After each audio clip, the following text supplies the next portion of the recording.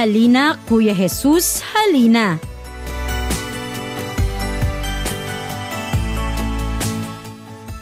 Ang mabuting balita ng Panginoon ayon kay San Lucas.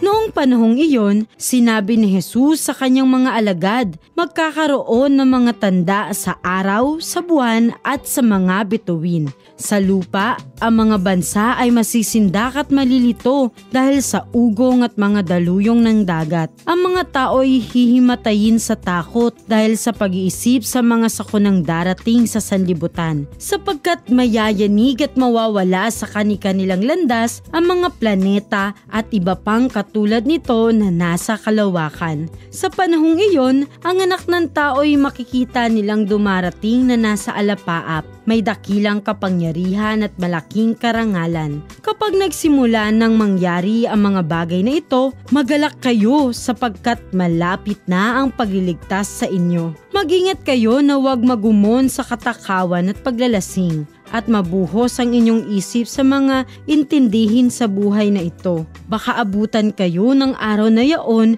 na hindi handa, sapagkat darating iyon ng hindi inaasahan ng tao sa buong daigdig. Kaya't maging handa kayo sa lahat ng oras. Lagi ninyong idalangin na magkaroon kayo ng lakas upang makaligtas sa lahat ng mangyayaring ito at makaharap sa anak ng tao.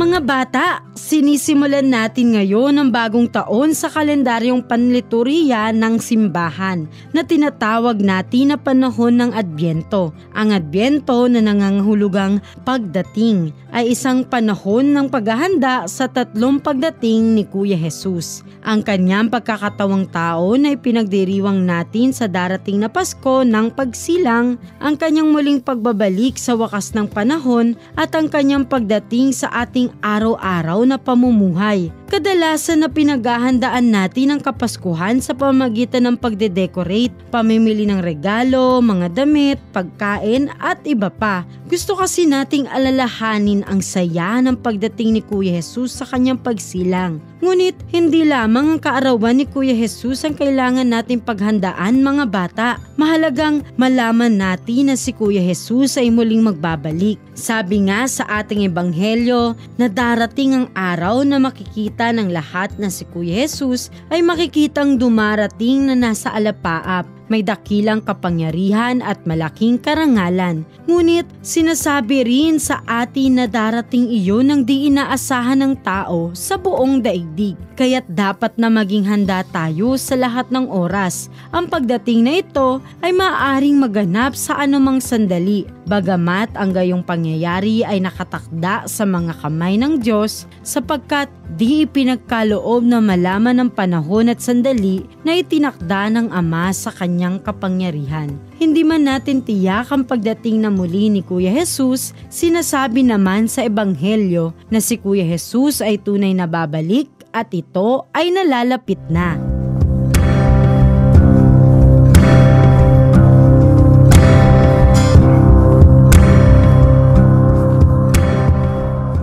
Mga bata, ang Adbyento ay panahon ng paghahanda sa pagdating ni Kuya Jesus. Ano ang pinakamaganda nating gagawing paghahanda upang tunay nating masabing, halina Kuya Jesus, halina? Una ay magbantay. Katumbas ito ng salitang maghanda. Ang nais ng Diyos ay ihanda natin ang ating mga puso at sikaping maging malinis ito sa pamamagitan ng pag-iwas sa gawaing masama. At ikalawa naman ay laging manalangin. Ang palagiang pananalangin sa araw-araw ay pagpapakita na tayo ay nagmamahal sa Diyos. Sa panalangin, maaari tayong magpasalamat sa Diyos sa araw-araw, humingi ng kapatawaran sa ating mga nagawang kasalanan at hilingin natin na tayo ay samahan at gabayan upang manatiling maging mabuti araw-araw hanggang sa pagbabalik ni Kuya Jesus.